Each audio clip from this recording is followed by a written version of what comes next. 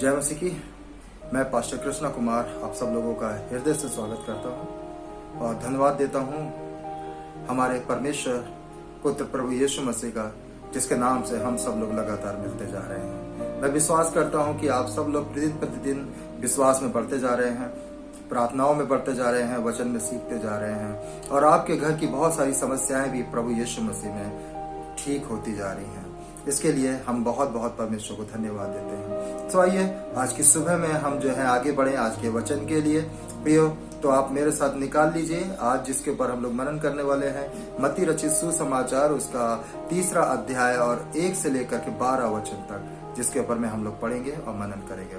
इससे पहले कि हम बाइबल के खंड में चलें, आइए हम प्रार्थना करें और सारा समय अपना परमेश्वर के हाथों में सौंपें। सर्वशक्तिमान पिता परमेश्वर, हम आपको धन्यवाद देते हैं प्यारे प्रभु जी इस सुबह के लिए। प्रार्थना करते हैं आज के वचन के द्वारा आप हमसे बातचीत करें और सब चीजें आपके नियम के अनुसार निर्धारित हों और आपको महिमा मिले।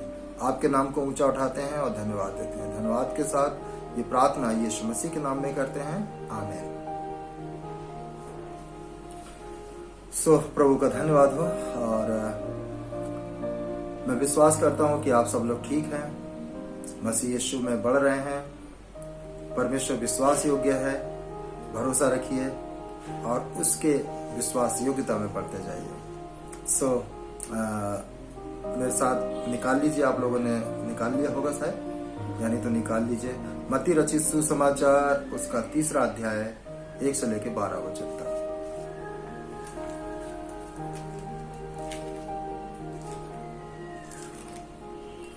मत्ती की पुस्तक जब हम लोग 3 अध्याय को 1 से लेकर 12 वचन तक जब हम देखें, तो आइए इससे पहले जो है हम थोड़ा सा इसके परिचय के बारे में भी देख लें इस पुस्तक के, और फिर हम इस खंड को मनन करेंगे ताकि हम बड़ी आसानी से जो है इस पूरे खंड को समझ सकें और जान सकें और परमेश्वर के द्वारा आशीषों को प्राप्त कर सकें।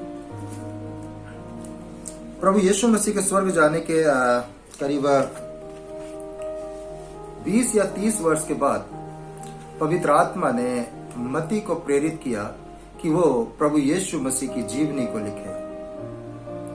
अतः वो पवित्र आत्मा की प्रेरणा प्राप्त करके उसने मत्ती रचित सुसमाचार को लिखना शुरुआत किया।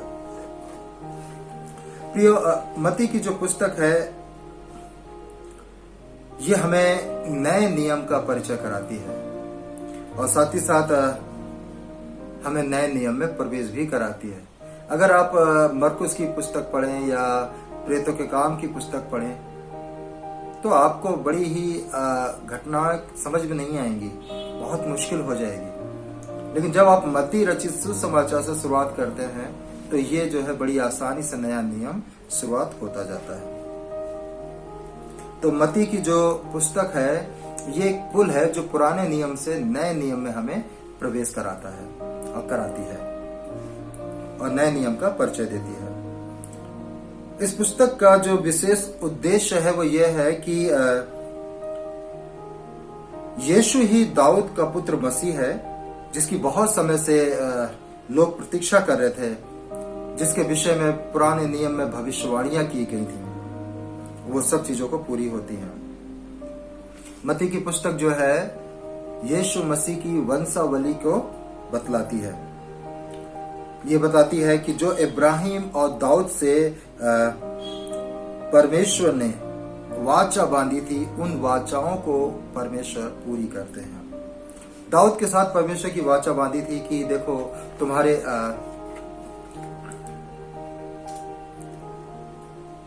दाऊद के साथ जो परमेश्वर ने वाचा बांधी थी कि जो एक राजा की प्रतिज्ञा की थी जो उसके सिंहासन पर सदा के लिए विराजमान रहेगा, और इब्राहिम से ये वाचा बांधी थी कि पृथ्वी के सब परिवार तेरे द्वारा आशीषित होंगे। अब दाऊद का पुत्र एक राजा था और इब्राहिम का पुत्र जो है एक बलिदानी था। उसी के साथ हम देखते हैं कि जब मत्ती रचित सुसमाचार का आरंभ होता है तो जन्म एक राजा का होता है और उस पुस्तक का अंत उसके बलिदान स्वरूप भेंट चढ़ाने से होता है।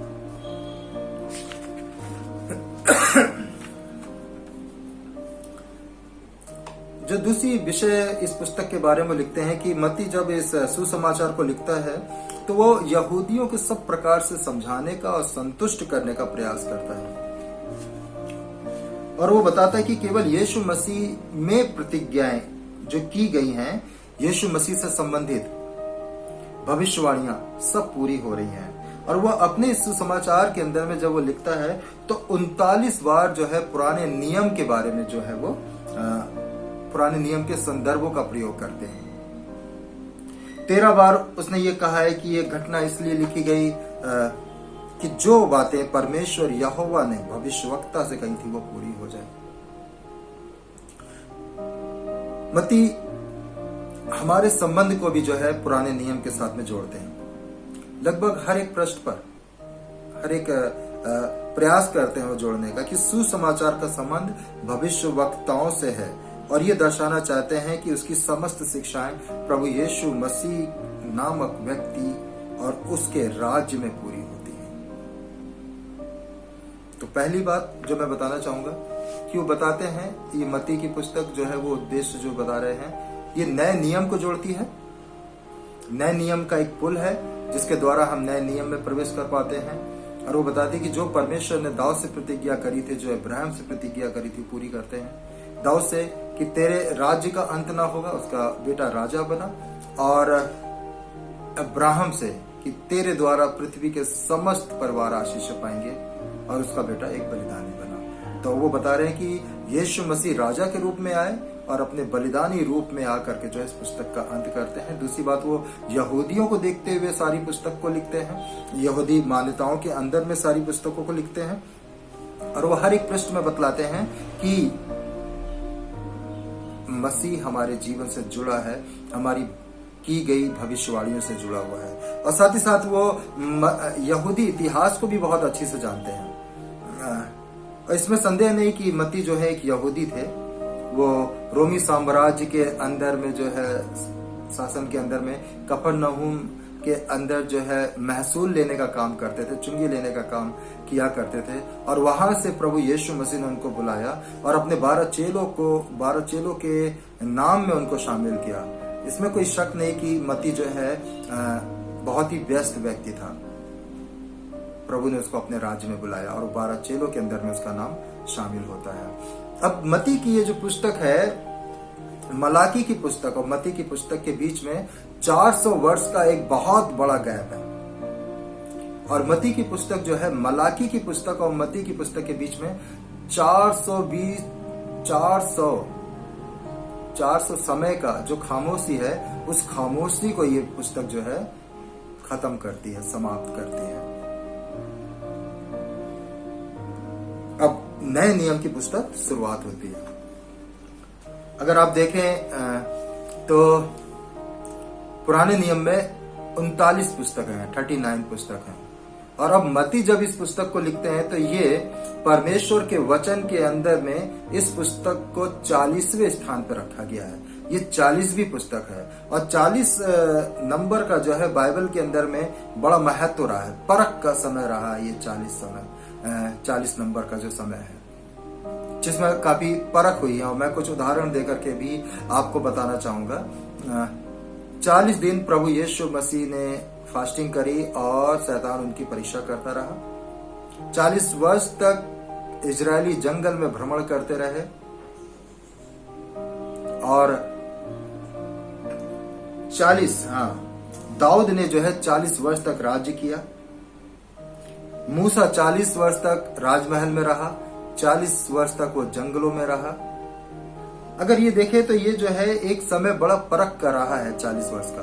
और अब मत्ती की पुस्तक जो है बाइबल के अंदर में 40वें नंबर पे, यानी कि ये एक पुस्तक परख की थी। कैसे? अब मसीह आ रहा है, इजराइल में आ रहा है, इजरायलियों के बीच में मसीह आ रहा है। वो मसीह आ रहा है जो समस्त लोगों को बचाएगा, उनके जीवनों को एक परमेश्वर से मेल मिलाप कराएगा, और वो एक राजा के रूप में आ रहा है। लेकिन जो लोग हैं, इजरायली लोग हैं, वो मसीह को सिर्फ तिरस्कार कर रहे हैं, वो अपने उद्धारकर्ता का तिरस्कार कर रहे हैं, और ये उनकी एक परख हो रही है। वो दर्शाते हैं मत्ती की ये पुस्तक यीशु मसीह के शुभ संदेश को भी दर्शाती है, और ये पुस्तक, ये समाचार यीशु राजा मसीह है उसके जीवन को दिखाती है कि किस प्रकार से वह हमारे बीच में सुसमाचार को प्रस्तुत करता है। तो ये 3 चीजें रही हैं ताकि आपको याद रहे। मैं एक बार फिर से दोहरा देता हूं कि मत्ती की पुस्तक नए नियम के अंदर में जो है जब आती है तो वो एक पुल को बांधती है, एक जोड़ लगाती है और नए नियम की शुरुआत करती है। ये वाचाओं के बारे में स्मरण दिलाती है कि जो वाचाएं परमेश्वर ने दाऊद से और इब्राहिम से बांधी थी वो पूरी की है। फिर वो यहूदियों को बतलाती है कि इस पुस्तक का जो लेख है समस्त यहूदियों को अच्छे से समझ में आ जाए, उनकी विचार धारणाओं को लेते हुए, क्योंकि वो भविष्यवाणियों को सुन रहे थे, जान रहे थे कि कैसे भविष्यवाणियां पूरी होंगी। और 400 वर्ष की खामोशी को ये पुस्तक खत्म करती है। 40वां नंबर इस पुस्तक का परख की पुस्तक है, जहां पे अब इजराइल की एक बार फिर से परख चालू है कि जो परमेश्वर की मसीहा की आवाज को सुनेगा उसके पीछे चलेगा या नहीं। अब अध्याय 1 और 2 की शुरुआत होती है। अध्याय 1 और 2 जो हैं हमें बताते हैं। अध्याय 1 बताता है, 1 अध्याय 23 पद में, कि राजा का नाम क्या है। उसका नाम इमैनुएल रखा जाएगा, लिखा हुआ है, यानी कि परमेश्वर हमारे साथ है। अध्याय 2, वो स्थान कौन सा होगा, तब वो बताते हैं दूसरा अध्याय 6 के अंदर में कि वो वहां एक अधिपति निकलेगा जो अपनी प्रजा इजराइल की रखवाली करेगा। और 3 और 4 अध्याय जो है राजा की घोषणा करते हैं। राजा का प्रमाण पत्र, उसका परिचय इन अध्यायों में बताया जाता है। 3 अध्याय 3 पद में लिखा हुआ है, मैं पढ़ता हूं।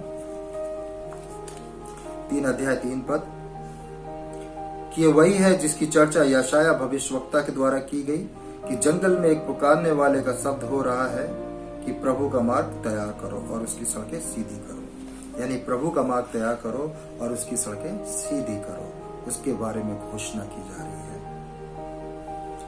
आज हम लोग जब 3 अध्याय को देख रहे हैं तो 3 अध्याय के 1 से 12 पद तक हम लोग देखेंगे। और आज का जो हमारा विषय है वो यह है इस खंड का कि आने वाले राजा की घोषणा करने वाला यूहन्ना। आने वाले राजा की घोषणा करने वाला यूहन्ना,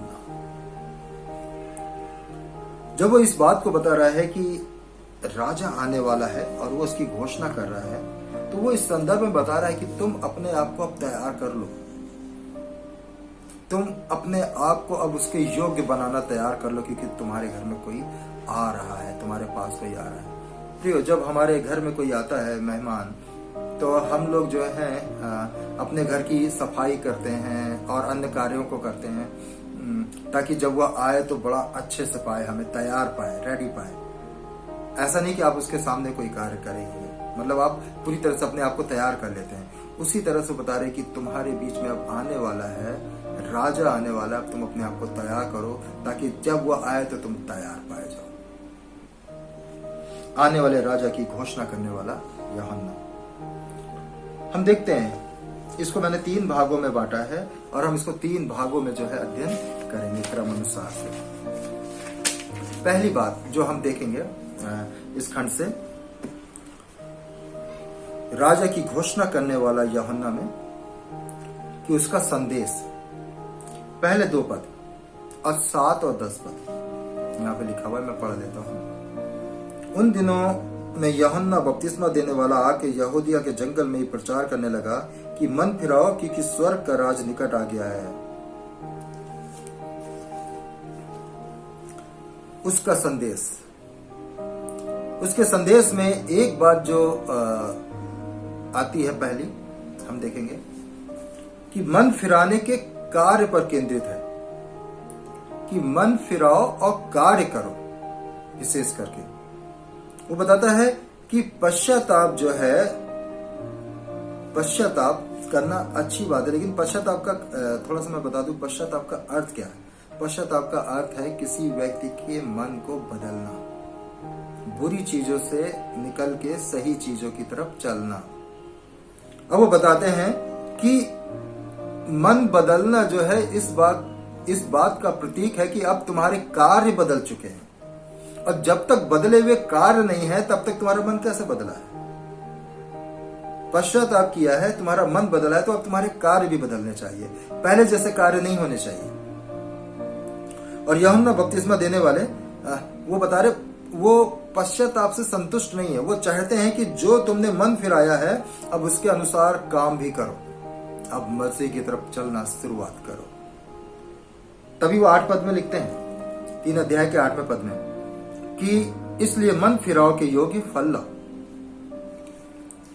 मन फिराव के योग्य फल लो। वो चाहते हैं कि लोग पश्चाताप करें, वो चाहते हैं कि लोग मन फिराएं, कार्य करें, अपने जीवन से प्रमाण दें कि मैं बदल गया हूं, और स्वर्ग राज के कहलाएं और उसमें प्रवेश करें, क्योंकि स्वर्ग राज में जिसका मन परिवर्तित है और जिसके कार्य परिवर्तित हैं वही चलेगा। और इस बात के लिए वो बता रहे हैं। दूसरी बात वो अपने संदेश के अंदर में बतलाते हैं, जो हम देख रहे हैं, उस 7वें पद में बोलते हैं, जब वो संदेश दे रहे हैं तो उसके अंदर वो एक डांट लगा रहे हैं। पहला, वो अपने संदेश के अंदर में मन फिराव के कार्य के ऊपर में केंद्रित कर रहे हैं कि मन फिराव, वो पश्चाताप से नहीं बल्कि मन बदला है तो उसके कार्यों का प्रमाण दो और करके दिखाओ।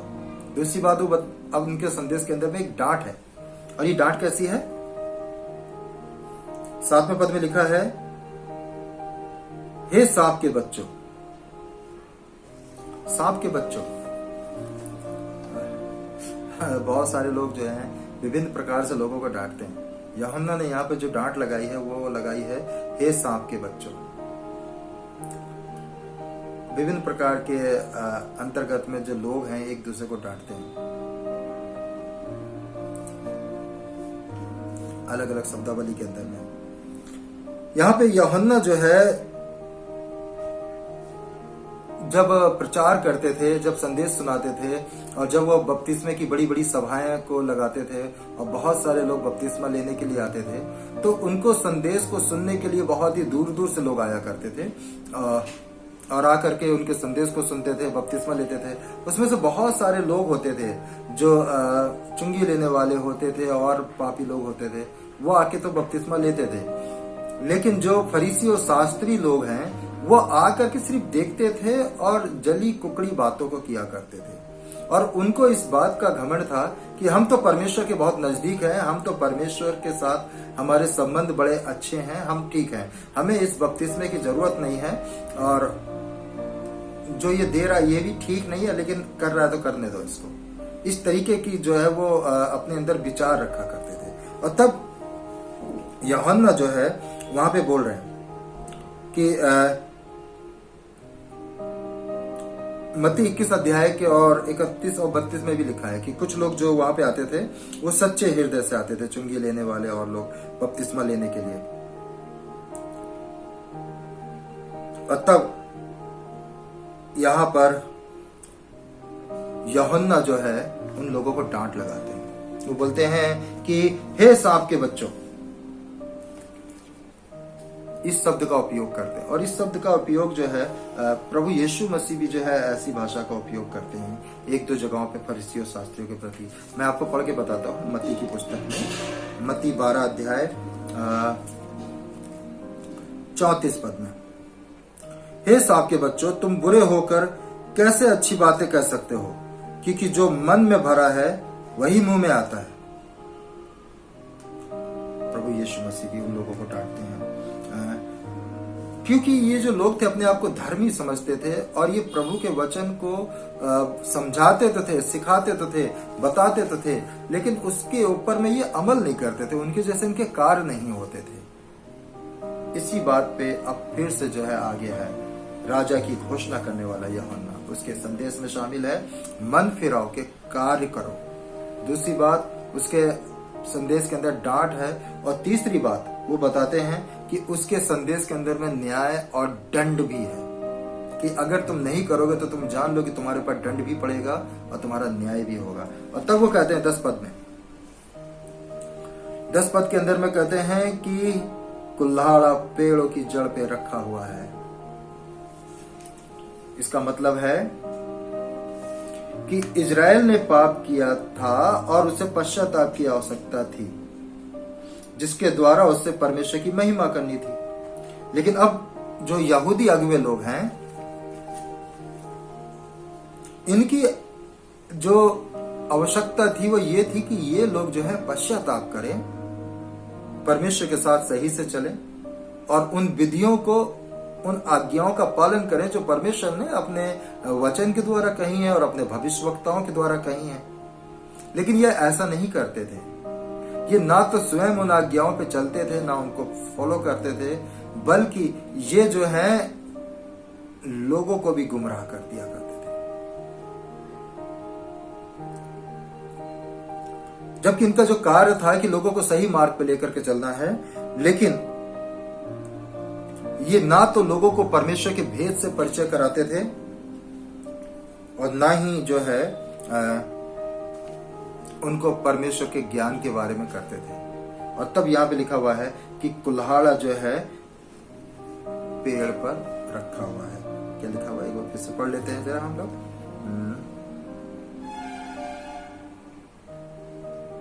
कुल्हाड़ा पेड़ की जड़ पर रखा हुआ है, इसलिए जो पेड़ अच्छा फल नहीं लाता वो काटा और आग में झोंका जाता है। अगर आप इस वचन को देखें तो यूहन्ना भी जो है अपने 15वें अध्याय में लिखते हैं कि जो डाली फल नहीं लाती वो काटी जाती है और आग में झोंक दी जाती है। यहाँ पे जो बताना चाह रहे हैं कि अगर अपने पापों से पश्चाताप नहीं करोगे, इजराइल यानी एक वृक्ष कि तो कुल्हाड़ा तुम्हारी जड़ पर रखा हुआ काट दिए जाओगे और आग में झोंक दिए जाओगे, हटा दिए जाओगे।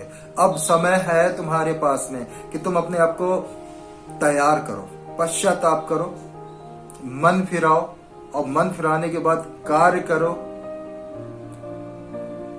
डांट खाने वाले काम मत करो, बल्कि लोगों को प्रोत्साहित करने वाले काम करो और लोगों स्वयं भी परमेश्वर के राज में बढ़ो और दूसरों को भी परमेश्वर के राज में बढ़ाओ।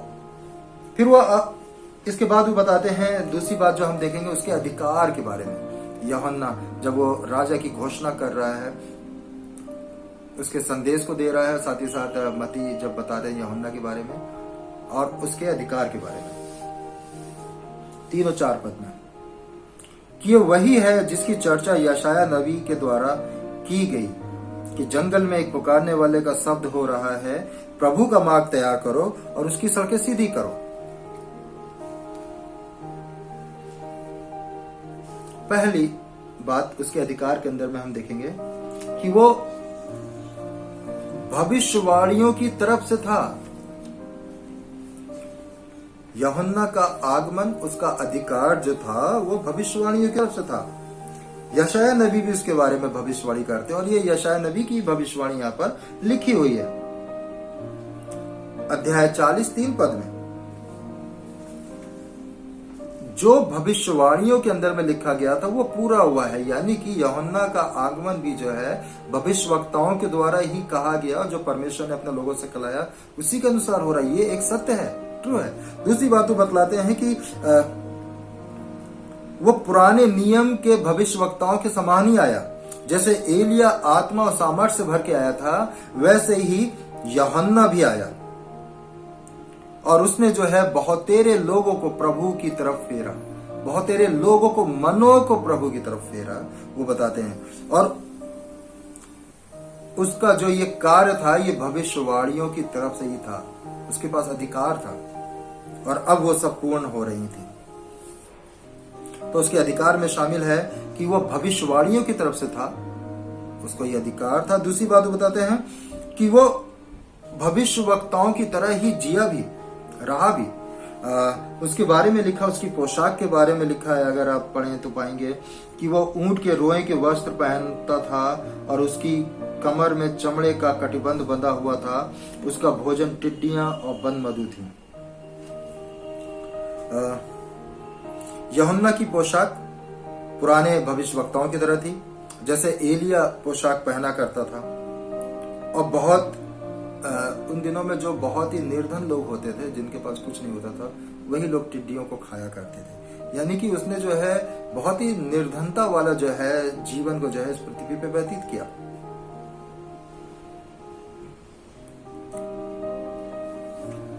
उसका संदेश जो था न्याय और दंड के प्रति था। और पुराने नियम के भविष्यवक्ताओं की भविष्यवाणी के अनुसार यूहन्ना जो है, यहाँ पे बताया जाता है कि वह अंतिम भविष्यवक्ता था। दूसरा राजा और उसका पहला अध्याय 8वां पद में लिखा हुआ है। मैं पढ़ लेता हूं आपके लिए बाइबल से। दूसरा राजा उसका पहला अध्याय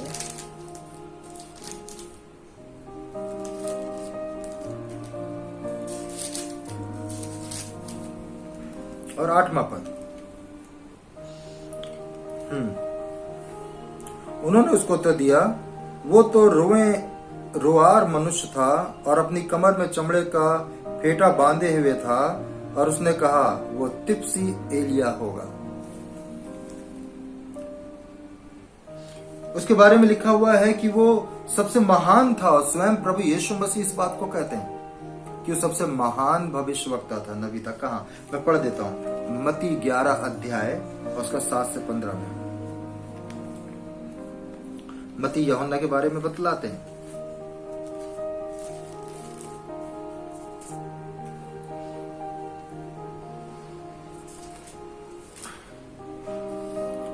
जब वो वहां से चल दिए तो यीशु यूहन्ना के विषय में लोगों को कहने लगा, तुम जंगल में क्या देखने गए थे? क्या हवा से हिलते हुए सरकंडों को? फिर तुमने क्या देखने गए थे? क्या कोमल वस्त्र पहने मनुष्य को? देखो, जो कोमल वस्त्र पहने हैं वे राजभवनों में रहते हैं। तो फिर क्यों गए थे? क्या किसी भविष्यवक्ता को देखने को? हाँ, मैं तुमसे कहता हूं कि भविष्यवक्ता से भी बड़े को ये वही है जिसके विषय में लिखा है, देख मैं अपना दूत तेरे आगे भेजता हूं, जो तेरे आगे तेरा मार्ग तैयार करेगा। मैं तुमसे सच कहता हूं, जो स्त्रियों से जन्मे हैं उनमें से यूहन्ना बपतिस्मा देने वाले से कोई बड़ा नहीं हुआ, पर जो स्वर्ग के राज्य में छोटे से छोटा है वो सबसे बड़ा है। यहाँ पे यूहन्ना के बारे में स्वयं प्रभु यीशु मसीह प्रमाण देते हैं कि वो सबसे बड़ा और महान भविष्यवक्ता था। यानी कि उसके पास अधिकार था। और ये अधिकार कहां से था? स्वर्गीय अधिकार था। वो भविष्यवक्ताओं की तरफ से था। वो पूर्ण भविष्यवक्ताओं के जैसा था। वो अंतिम भविष्यवक्ता था और वो सबसे महान भविष्यवक्ता था। हम उसके अधिकार के अंदर में इन बातों को देखते हैं। इसके बाद फिर हम आगे बढ़ते हैं तीसरी बात को इस खंड के अंदर में, जिसके ऊपर हम अध्ययन कर रहे हैं। आ जाते हैं। अब तीसरी बात जो हमें मिलती है वो है 5 और 6। यरूशलेम और सारी यहूदिया और यरदन के आसपास के सब स्थानों के लोग उसके पास निकल आए और उन्होंने अपने अपने पापों को मानकर यरदन नदी में उससे बपतिस्मा लिया। उसका बपतिस्मा, उसको अधिकार प्राप्त था। वो अधिकार के साथ में सारे कामों को कर रहा था और अब वो लोगों को बपतिस्मा भी दे रहा था। एक बात जो मिलती है बड़ी अच्छी, वो ये कि यहूदी लोग जो थे वो अन्य जाति के धर्म से आए हुए लोगों को बपतिस्मा देते थे, जबकि यूहन्ना जो है यहूदियों को बपतिस्मा दे रहा है। उसके बपतिस्मे को स्वर्ग से अधिकृति किया गया था, स्वर्ग से अधिकार प्रदान किया गया था। और ये कोई ऐसी चीज नहीं थी जिसे खुद यूहन्ना ने आरंभ किया था या दूसरों से सीखा था या किसी को देख करके वो करने लगा था। ये मसीह के आने की प्रतीक्षा में करने वाला पश्चाताप हुआ बपतिस्मा था। यूहन्ना अपने इस बपतिस्मे देने के 2 उद्देश्य को जो है पूर्ण करता था। पहला ये कि वो मसीह के लिए देश को तैयार कर रहा था और दूसरा वो देश व जातियों में मसीह यीशु को प्रस्तुत करता था। वो लिखता है, मैं तो उसे पहचानता ना था, परंतु इसलिए कि वो इजराइल पर प्रकट हो जाए। वो परमेश्वर पुत्र यीशु मसीह को प्रकट करने के लिए सारे कार्य को कर रहा था। उसकी संदेश में यीशु मसीह थे जो उसके बाद आने वाले थे। उसके अधिकार में यीशु मसीह थे जिसके बारे में वो बता रहे हैं। और अब उसके बपतिस्मे में भी यीशु मसीह है, क्योंकि वो यीशु मसीह की तरफ लोगों को केंद्रित कर रहे हैं। यूहन्ना बपतिस्मा देने वाला जो आखिरी भविष्यवक्ता था, वो लोगों को यीशु मसीह की तरफ केंद्रित कर रहे हैं। वो बोलते हैं जो आने वाला है शक्तिशाली है और मैं तो उसकी जूती उठाने के योग्य भी नहीं हूं। बोले वो राजा है स्वर्ग का, जो पृथ्वी पर आने वाला है, हम सबके बीच में आने वाला है, मैं उसकी जूती उठाने के योग्य नहीं हूं। तो जूती उठाने का तात्पर्य जो है प्रियो, पुराने समय में जो दास लोग होते थे, लोगों के घरों पे दास रहा करते थे, तो जो सबसे निम्न वर्ग का दास होता था वो अपने स्वामी की जूती को भी नहीं खोल सकता था, और ये दास के लिए बड़ी अपमानजनक बात होती थी। यानी कि वो दास के भी पद से एकदम गिरा हुआ। यूहन्ना अपने आप को ऐसा नम्र और दीन बना रही कि मैं तो उसकी जूती के बंधन खोलने के योग्य भी नहीं, मतलब मैं तो बहुत ही निचला हूं, लेकिन ये उसका अनुग्रह है कि उसने मुझे ये काम दे दिया जो मैं उसके आगे चल करके इन कामों को कर रहा हूं। मती इस बात को यहाँ पे यहूदियों को समझाना चाह रहा है कि राजा के घोषणा करी जा रही है, उसके आगमन की घोषणा करी जा रही है। अब यूहन्ना जो है आकर के उसके संदेश को दे रहा है। उसके संदेश में यीशु मसीह है कि अब तैयार हो जाओ। उसके अधिकार के बारे में बता रहा है कि उसको ये अधिकार परमेश्वर की ओर से मिला है कि वह अपने बाद आने वाले के लिए तैयारी करे, ताकि तुम सब तैयार हो जाओ। और उसका बपतिस्मा, वो बताता है कि मैं तो उसकी जूती के बंधन खोलने के योग्य भी नहीं हूं, क्योंकि सिर्फ यीशु मसीह मनुष्य ही नहीं बल्कि वो स्वयं परमेश्वर थे।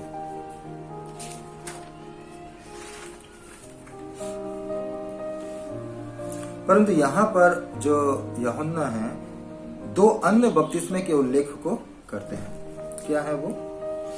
11वें पद में कि मैं तो पानी से तुम्हें मन फिराव का बपतिस्मा देता हूं, परंतु जो मेरे बाद आने वाला है वो मुझसे शक्तिशाली है, मैं उसकी जूती उठाने के योग्य नहीं, वो तुम्हें पवित्र आत्मा और आग से बपतिस्मा देगा। आइए जाने पवित्र आत्मा से का बपतिस्मा और आग का बपतिस्मा किस बात को जो है ये यहाँ पे मेंशन कर रहे हैं। अगर पवित्र आत्मा के बपतिस्मे के बारे में हम देखें तो हमें प्रेतों के काम के अंदर में पहले अध्याय 5वें पद में मिल जाता है कि पेंटिकुस्त के दिन जो है पवित्र आत्मा आया और सारे लोग पवित्र आत्मा से भर गए और पतरस प्रचार करने लगा। और इस तरह से प्रचार हुआ कि सब लोग अलग अलग भाषा में थे, लेकिन सब कुछ समझ पा रहे थे। यहाँ पे लिखा हुआ है कि यूहन्ना ने तो तुमको पानी से बपतिस्मा दिया, परंतु थोड़े दिनों के बाद तुम पवित्र आत्मा से बपतिस्मा पाओगे। पवित्र आत्मा से बपतिस्मा पाओगे। पवित्र आत्मा क्या है, किस तरह से, आइए हम इसके बारे में जानें। परमेश्वर त्रिएक परमेश्वर है। इसका मतलब कि वो 3 रूप में व्यक्तित्व है। परमेश्वर पिता, पुत्र यीशु मसीह और पवित्र आत्मा, ये तीनों एक परमेश्वर हैं। और जब कोई भी व्यक्ति यीशु मसीह को ग्रहण करता है, पश्चाताप करता है, माफी मांगता है, विश्वास करता है, उद्धार प्राप्त करता है, बपतिस्मा लेता है, तो वो नया जीवन प्राप्त करता है। और तब यीशु मसीह उस व्यक्ति के जीवन में पवित्र आत्मा के रूप में आते हैं। हम दूसरे शब्दों में कहें कि पवित्र आत्मा मसीह का आत्मा है जो वो प्राप्त करता है और वो नई सृष्टि बन जाता है। नई सृष्टि बन जाता है। मैं 1-2 पदों को आपके लिए जो है यहाँ पर पढ़ता हूँ बाइबल के अंदर में।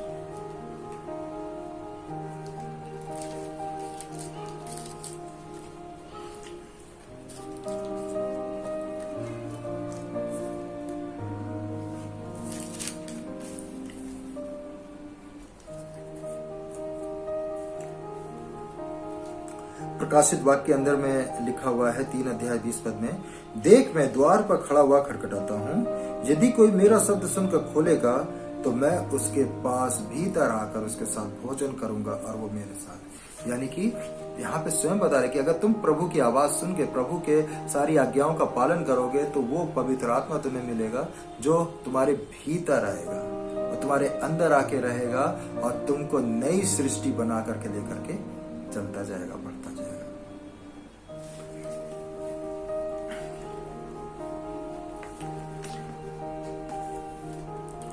यूहन्ना के द्वारा दिए गए बपतिस्मा जो था वो बता रहे हैं वो केवल पापों की अस्थायी सफाई, बाहरी सफाई मात्र था। पानी जो है सिर्फ सतह को साफ करता है, परंतु यीशु के द्वारा पवित्र आत्मा से दिया गया बपतिस्मा एक स्थायी और आंतरिक शुद्धता, हृदय परिवर्तन और अंदर से नए आत्मिक जीवन का निर्माण है। यूहन्ना के द्वारा दिए गए बपतिस्मे का मतलब लोगों को पवित्र आत्मा के बड़े बपतिस्मे के लिए तैयार करना था। आग का बपतिस्मा बोले हैं तो इसको भी हमें समझना है। पवित्र आत्मा से बपतिस्मा देगा और आग से बपतिस्मा देगा। पानी की तरह आग भी जो है शुद्धता का चिन्ह है। अगर आप देखें तो भूसी जलना, अशुद्धताओं को जलाने तथा हमारे पापी स्वभाव को, मनुष्य तत्व को जलाने के अलग अलग प्रकार के चिन्ह जो हैं हमें मिलते हैं। पहला पत्रस पहला अध्याय 7 पद हम पढ़ेंगे। यहाँ पे क्या बताते हैं?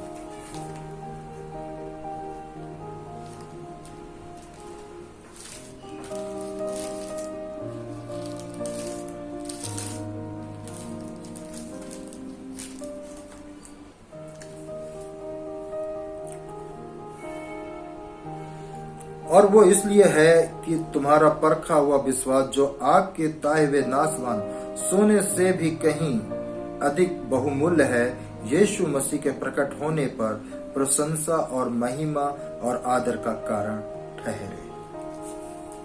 अब जब यहाँ पत्रस इस बात को लिखते हैं तो बताते हैं कि आग की उपस्थिति का चिन्ह जो है तैयारी का है, और वो बताते हैं कि आग न्याय का चिन्ह है, न्याय का चिन्ह है। जो लोग यीशु मसीह पे विश्वास करते हैं वो न्याय के दिन बचा लिए जाएंगे, और जो लोग यीशु मसीह को ग्रहण नहीं करते हैं वो दंड पाएंगे और वो उस नरक की आग में झोंके जाएंगे। आग वो है जो नरक के उस दृश्य को दर्शाता है जिसमें अनंत समय तक जलना है, लेकिन विश्वास और प्रभु यीशु मसीह को ग्रहण करना वो चिन्ह है जहां पे वो उस आग को पार करके जीवन में प्रवेश कर जाएंगे। और इस बात को यूहन्ना यहाँ पे प्रकट करते हैं कि वो आग से बपतिस्मा पाएंगे, क्योंकि वो आग को पार करके जीवन में प्रवेश कर गए हैं। और यूहन्ना 3:16 लिखता है कि परमेश्वर ने जगत से ऐसा प्रेम किया कि उसने अपने इकलौते पुत्र को दे दिया कि जो कोई भी उसके ऊपर विश्वास करेगा वो नाश नहीं होगा परंतु अनंत जीवन पाएगा। यानी कि परमेश्वर पुत्र यीशु मसीह के ऊपर विश्वास करने के द्वारा तुम अग्नि से भी पार हो जाओगे और जीवन पाओगे।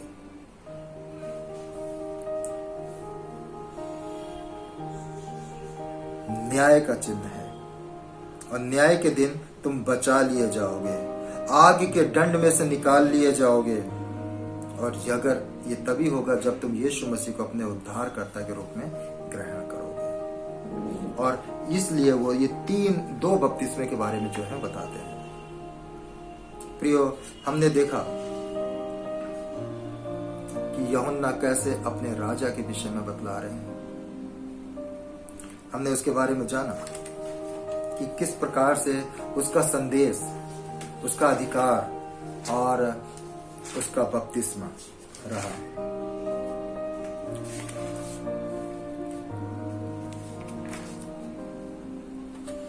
आने वाले राजा की घोषणा करना, आने वाले राजा के लिए घोषणा करना, उसके लिए तैयार हो जाना। और उसके अंदर में 3 बातें थी। उसका संदेश मन फिराव के ऊपर में केंद्रित था कि अपने मन को फिराएं, अपने मन को बदलें, अंधकार से निकल के जीवन की तरफ चलें और मन फिराव वाले कार्य को प्रकट करें। उसमें उसकी डांट थी और न्याय और दंड शामिल था। और वो बताते हैं कि दंड से बचो, न्याय से बचो, और आज यीशु मसीह के पास आओ और यीशु मसीह के पास आ जाओ और उसके लिए कार्य करना शुरुआत करो। पहली बात, मन फिराव के कार्य करो और यीशु मसीह के पास आके उसकी आज्ञाओं का पालन करो। बताते हैं उसका अधिकार था। वो बताते हैं कि उसकी भविष्यवाणियां सच्ची हैं जो पूरी हुई हैं। यीशु मसीह आ गए, ईश्वरीय हैं, और वो बोले तुम विश्वास करो। उस समय के अंतराल में तो वो उनको बता रहे, लेकिन आज के समय पे अगर आप देखें तो आप पाएंगे कि यीशु मसीह आ गए हैं और जैसा जैसा मत्ती ने लिखा वो सब चीजें पूरी हो चुकी हैं। अब लेकिन दोबारा यीशु मसीह आने वाले हैं न्याय के लिए। अब विश्वास करो और मन फिराव के अनुसार कार्य करो। न्याय से डरो, विश्वास करो परमेश्वर के ऊपर, उसकी भविष्यवाणियों पर विश्वास करो, उसके आगमन के ऊपर में विश्वास करो, उसके लिए अपने आप को तैयार करो। उसका बपतिस्मा वो बताते हैं, जो ज्यादा धर्मी अपने आप को समझते हैं उनको ज्यादा तैयारी की जरूरत है, क्योंकि ज्यादा धर्मी कई बार धोखा खा जाते हैं और वही पाप में पड़ जाते हैं। परमेश्वर की घमंड नहीं बल्कि दीन बनो। और प्रियो, प्रभु यीशु मसीह ने हमें यह नया जीवन दिया है।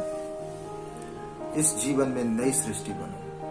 प्रभु यीशु मसीह पे विश्वास करो, न्याय के दिन के लिए बचो, दंड से बचो और उसको उद्धारकर्ता के रूप में ग्रहण करो। हम सब के लिए है कि हम अपने जीवन को एक बदलाव करें, प्रभु की तरफ चलें, यीशु मसीह को उद्धारकर्ता के लिए ग्रहण करें और उस नरक की आग से बचें। उस समय यूहन्ना जब मत्ती लिख रहे हैं, यहूदियों के लिए लिख रहे हैं ताकि लोग जाने। आज वही प्रचार है और आज ये हम सब के लिए कि हम सब बचें, हम सब यीशु मसीह में सतर्क हो जाएं, तैनात हो जाएं, खड़े हो जाएं और अपने मन फिराव के अनुसार कार्य करें। साथ ही साथ यीशु मसीह को उद्धारकर्ता के रूप में ग्रहण करें और अपने कार्यों के द्वारा प्रमाणित करें कि हम यीशु मसीह के लोग हैं। नई सृष्टि बने और जो भटके हुए लोग हैं, जो गुमराह लोग हैं, उनके सामने एक उदाहरण बने। प्रभु आप सबको आशीष दे। आइए हम प्रार्थना करें। सर्वशक्तिमान पिता परमेश्वर, हम धन्यवाद देते हैं इस वचन के लिए प्रभु जी, जो आपके द्वारा मिला, और ये वचन हम में से हर एक के हृदय में 30 गुना, 60 गुना, 100 गुना फल रहा है और हम आपके साथ बढ़ते जाएं। पिता परमेश्वर, हम सब के ऊपर में आपकी दया और करुणा हो। प्यारे प्रभु जी, जितने भी लोग सुनने वाले हैं उन सब के ऊपर में आपका अनुग्रह हो। धन्यवाद देते हैं पिता कि आपने हमारी प्रार्थना को सुना है। धन्यवाद प्रभु आज के समय के लिए, आपकी उपस्थिति के लिए और इस अच्छे एहसास के लिए। प्रभु हर एक को आशीषित करें। जिसने भी ये संदेश सुना है वो आशीष पाए पिता, और नए जीवन में बढ़ता जाए, मन फिराव के कार्यों में बढ़ता जाए, पवित्रता में बढ़ता जाए। धन्यवाद के साथ प्रार्थना यीशु मसीह के नाम में करते हैं, आमीन। तो प्रियो, परमेश्वर आप सब लोगों को बहुत आशीष दे। प्रभु में बने रहें, प्रभु में बढ़ते जाएं और प्रभु की आशीषों को प्राप्त करते जाएं। आप भी बचें और अपने परिवार को भी बचाएं, अपने लोगों को भी बचाएं। प्रभु आपके साथ है और उसके ऊपर विश्वास किसी भी कीमत में कम नहीं होना चाहिए, बढ़ता जाना चाहिए। प्रभु में बने रहें और बढ़ते जाएं, विश्वास होकर बने।